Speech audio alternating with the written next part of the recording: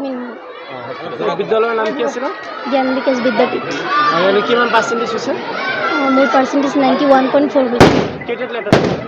গোটেইকেইটাত 6টাত। ছটাতে letter দিছে। কি হ'বলৈ মন? মই মানে এজন সুদক্ষ IAS অফিচাৰ হ'ব। কি ক'বা এনে ছাৰ বাইদেউ?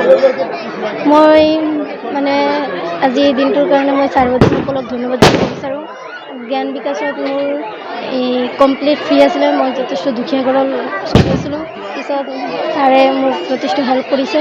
পিছত জ্ঞান বিকাশত আহি চাইড ছাৰে মোক কমপ্লিট ফ্ৰী দিছে। হোষ্টেলো ফ্ৰী দিছে। পিছত আকৌ এইটো ফ্ৰী দিছে। সেইটো মই ছাৰ বাইদেউসকলক ধন্যবাদ জনাব বিচাৰোঁ। হয়, মোৰ মাক দেউতাকক কিমানখিনি কষ্ট কৰিছিলে ছাৰ বাইদেউহঁতে তোমাৰ কাৰণে? বহুত কষ্ট কৰিছিলে। কিমানখিনি কি হ'বলৈ মন আছিলে? এজন সুদক্ষ IAS অফিচাৰ।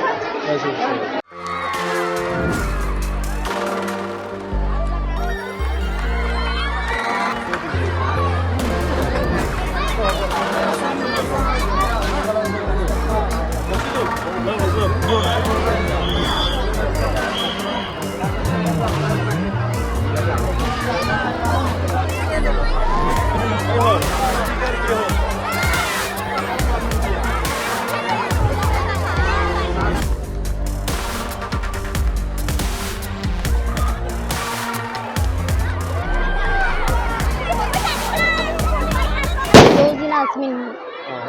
বিদ্যালয়েৰ নাম কি আছিল? জ্ঞান বিকাশ বিদ্যাপীঠ। এনে কিমান পাৰ্চেণ্টেজ হৈছে? মোৰ পাৰ্চেণ্টেজ 91.4 হৈছে। কেইটাত লেটাৰ? গোটেইকেইটাত 6টাত। ছটাতে লেটাৰ দিছে। কি হ'বলৈ মন? মই মানে এজন সুদক্ষ IAS অফিচাৰ হ'ব। কি ক'বা এনে ছাৰ বাইদেউ?